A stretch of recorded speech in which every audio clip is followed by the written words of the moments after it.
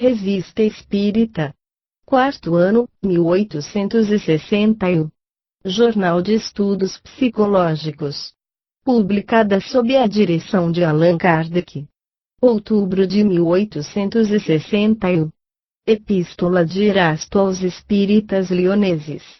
Lida no banquete de 19 de setembro de 1861.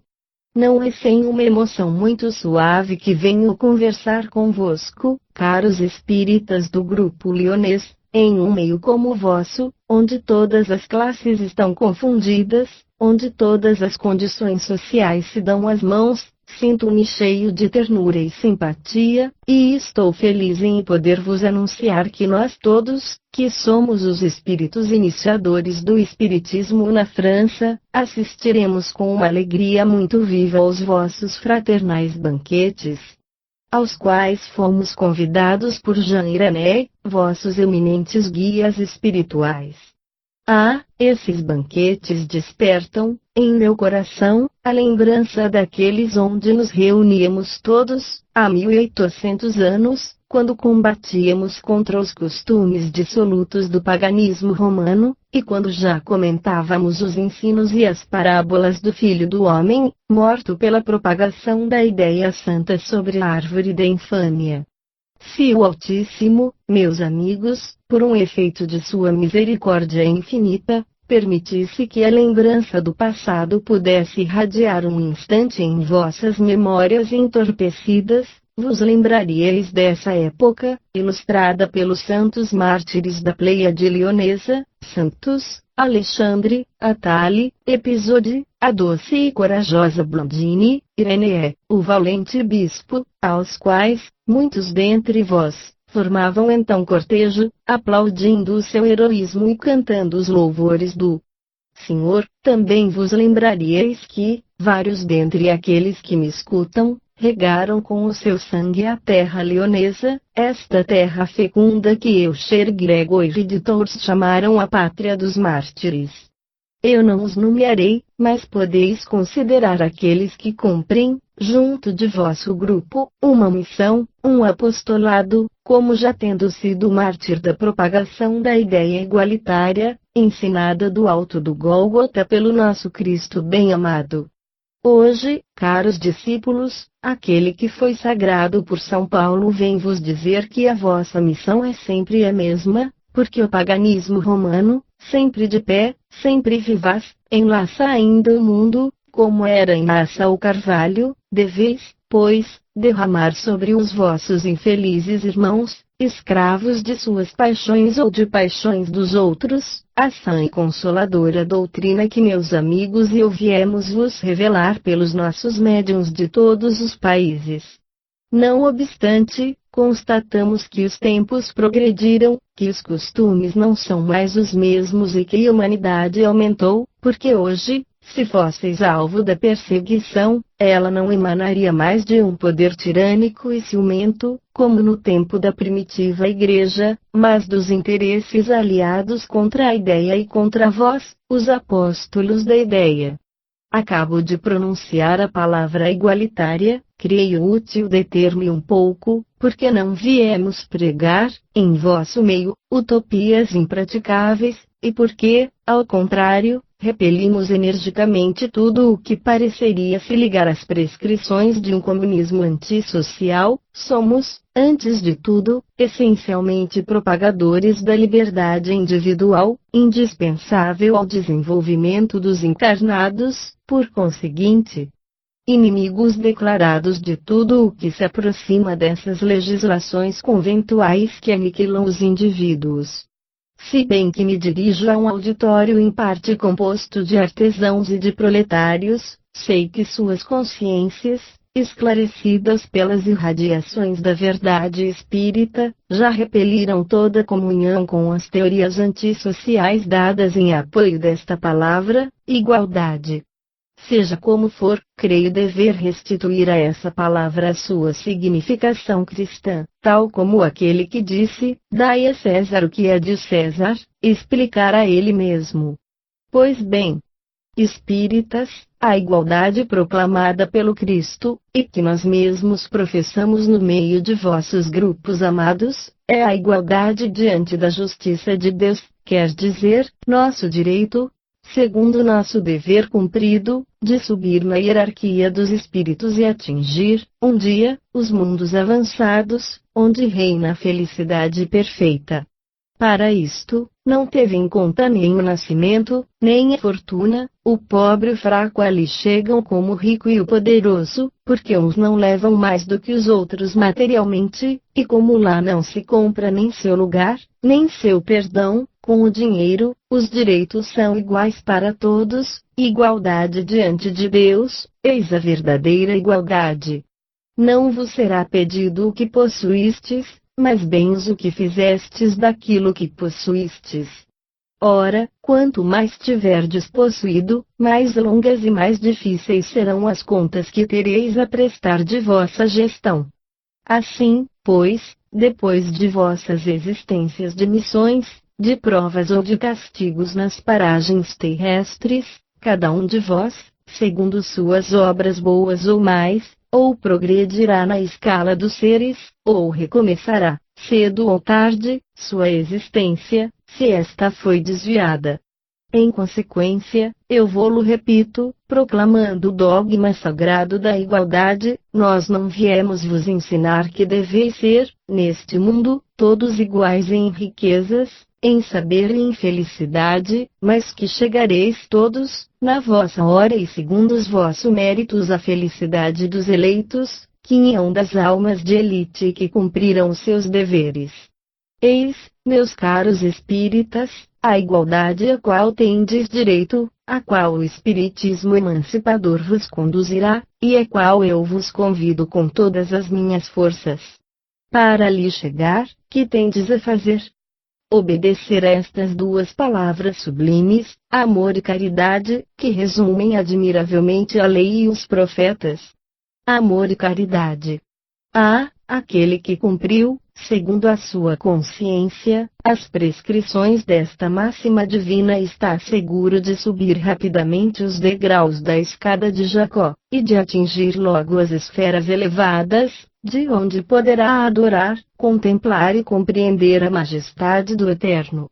Não poderíeis crer quanto nos é doce e agradável presidir ao vosso banquete, onde o rico e o artesão se acotovelam bebendo fraternalmente, onde o judeu, o católico e o protestante podem se sentar na mesma comunhão pascal. Não poderíeis crer quanto estou orgulhoso em distribuir, a todos e a cada um, os elogios e os encorajamentos que o Espírito de verdade, nosso Mestre bem-amado, me ordenou conceder às vossas piedosas cortes, a ti, de Jode, a ti, sua digna companheira e a todos vossos devotados missionários que derramais os benefícios do Espiritismo, obrigado pelo vosso concurso e pelo vosso zelo. Mas quem é nobre deve proceder com nobreza, meus amigos, sobretudo a do coração, e seríeis muito culpados, muito criminosos em falir, no futuro, em vossas santas missões, mas não falireis, nisso tenho por garantia o bem que fizestes e aquele que vos resta a fazer, mas é a vós, meus bem-amados irmãos do labor cotidiano, que reservo minhas mais sinceras felicitações, porque, eu o sei, subis penosamente vosso Gólgota levando, como Cristo, a vossa cruz dolorosa. Que poderia eu dizer de mais elogioso para vós do que lembrar a coragem e a resignação com que suportais os desastres inauditos que a luta fratricida, mas necessária, das duas Américas engendra no vosso meio? Ninguém pode negar que a benfazeja influência do Espiritismo não se faça já sentir, ela penetrou com a esperança e a fé, no meio das oficinas, e quando se lembram as épocas do último reinado, onde, desde que o trabalho faltava, os trabalhadores desciam da Croix Rousse aos Terreaux em grupos tumultuosos, fazendo pressagiar o motim, e o motim a repressão terrível, deve-se agradecer a Deus pela nova revelação. Com efeito, segundo essa imagem vulgar de que se servem, em sua linguagem pitoresca, Frequentemente, lhes é preciso dançar diante do aparador, então, dizem, fechando a correia, ora essa. Comeremos amanhã. Sei bem que a caridade pública e particular se esforçam e se comovem, mas aí não está o verdadeiro remédio. É preciso o melhor para a humanidade, é por isso que, se o cristianismo preconizou a igualdade e as leis igualitárias, o espiritismo recebe em seus flancos a fraternidade e suas leis, obra grandiosa e durável que os séculos futuros bendirão. Lembrai-vos, meus amigos, que Cristo tomou os seus apóstolos entre os últimos dos homens, e que esses últimos, mais fortes que os Césares, conquistaram o mundo para a ideia cristã. A vós, pois, incumbe obra santa de esclarecer os vossos companheiros de oficina, e de propagar a nossa sublime doutrina que faz os homens tão fortes na adversidade, enfim, que o espírito do mal e da revolta não venha suscitar o ódio e a vingança no coração de vossos irmãos, que a graça espírita ainda não tocou. Essa obra vos pertence inteiramente, meus caros amigos, vós a cumprireis, eu o sei, com o zelo e o ardor que dá a consciência de um dever a cumprir, e um dia a história, reconhecida, inscreverá em seus anais que os operários de Lyon, esclarecidos pelo Espiritismo muito mereceram da pátria, e, 1861 e 1862, pela coragem e pela resignação pelas quais suportaram as tristes consequências das lutas escravocratas entre os Estados Desunidos da América. Que importa? Porque esses tempos de lutas e de provação, meus filhos, os tempos benditos de Deus, enviados para desenvolver a coragem, a paciência e a energia, para apressar a elevação e o aperfeiçoamento do orbe terrestre dos espíritos que nele estão aprisionados nos últimos laços carnais da matéria. Ide. Agora, a trincheira está aberta no velho mundo, e sobre as suas ruínas aclamareis a era espírita da fraternidade, que vos mostra o objetivo e o fim das misérias humanas, consolando e fortificando os vossos corações contra a adversidade e a luta, e confundis os incrédulos e os ímpios, agradecendo a Deus o quinhão de vossos infortúnios e de vossas provas, porque estas vos aproximam da felicidade eterna. Resta-me fazer-vos ouvir alguns conselhos que, com frequência, os vossos guias habituais vos deram, mas que a minha posição pessoal, e a circunstância atual, me convidam a vos lembrar de novo. Dirijo-me aqui, meus bons amigos, a todos os espíritas, a todos os grupos, a fim de que nenhuma cisão, nenhuma dissidência, nenhum cisma surja entre vós, mas que, ao contrário, uma crença solidária vos anime e vos reúna a todos, porque isso é necessário para o desenvolvimento da nossa benfazeja doutrina.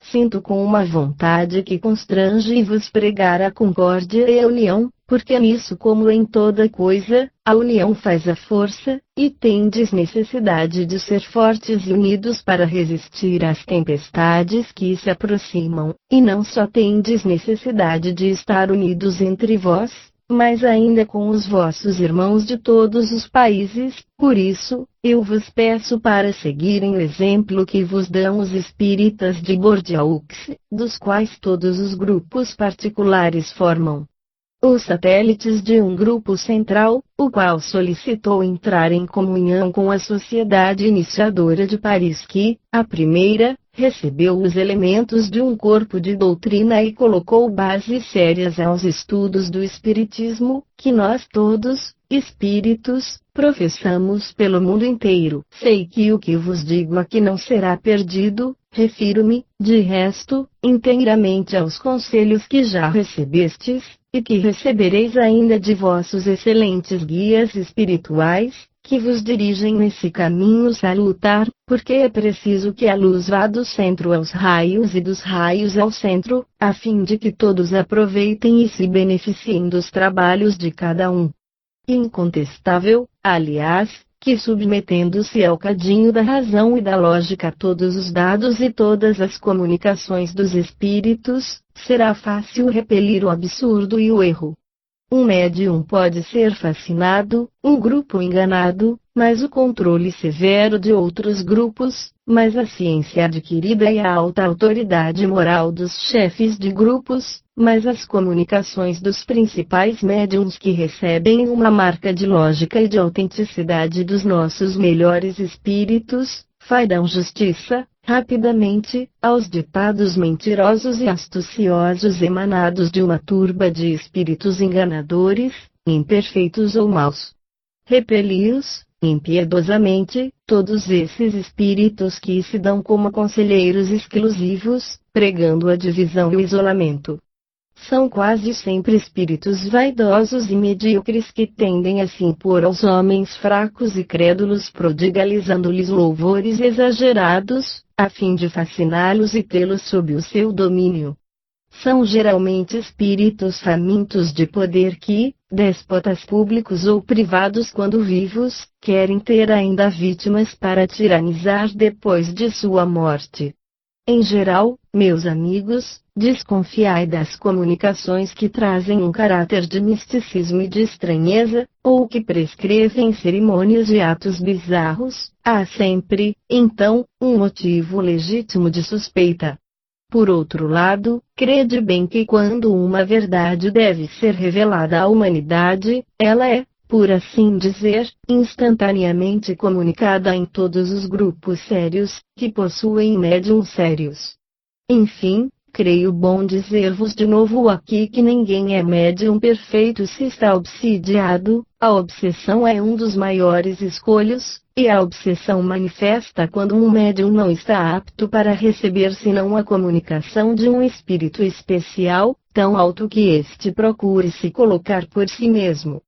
Em consequência, todo médium, todo grupo que se crê privilegiado por comunicações que só eles podem receber, e que, de outra parte, estão sujeitos a práticas que roçam a superstição, indubitavelmente, estão sob a ação de uma obsessão das melhores caracterizadas.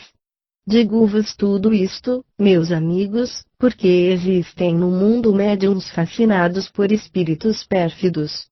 Eu desmascararei impiedosamente esses espíritos, se ousam ainda profanar nomes veneráveis, dos quais se apoderam como ladrões, e com os quais se adornam orgulhosamente como lacaios com a roupa de seu senhor. Eu os pregarei no pelourinho sem piedade, se persistem em afastar do caminho reto cristãos honestos, espíritas zelosos, cuja boa fé enganaram.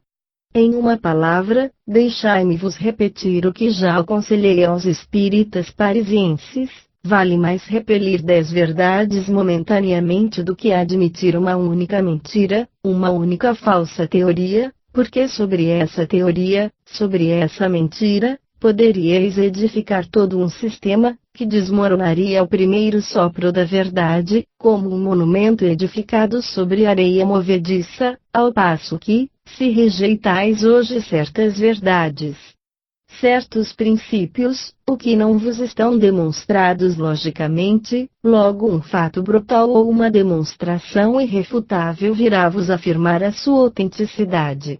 Haja, a Irané, a Blandine, assim como a todos vós, espíritos protetores, incumbe a tarefa de vos premunir, doravante, contra os falsos profetas da erraticidade. O grande espírito emancipador que preside aos nossos trabalhos, sob o olhar do Todo-Poderoso, a isso provera, podeis nisto crer-me. Quanto a mim, se bem que esteja mais particularmente ligado aos grupos parisienses, virei algumas vezes conversar convosco e seguirei sempre com interesse os vossos trabalhos particulares. Esperamos muito da província leonesa, e sabemos que não faltareis, nem uns nem os outros, às vossas missões respectivas. Lembrai-vos, de que o cristianismo, trazido pelas legiões cesarianas, lançou, há quase 2000 anos, as primeiras sementes da renovação cristã em Viena e em Lyon, de onde elas se propagaram rapidamente na Gália do Norte. Hoje, o progresso deve se cumprir numa irradiação nova, quer dizer, do norte para o sul. A obra, pois, leoneses, é preciso que a verdade triunfe, e que não é sem uma legítima impaciência que esperamos a hora em que soará a trombeta de prata, que nos anunciará o vosso primeiro combate, a vossa primeira vitória. Agora deixai-me vos agradecer pelo recolhimento com o que me escutastes, e pela simpática acolhida que me destes. Que Deus Todo-Poderoso, nosso Senhor de todos, vos conceda sua benevolência, e derrame sobre vós, e sobre seu servidor muito humilde, os tesouros de sua misericórdia infinita. Adeus. Leoneses, eu vos bendigo. Erasto.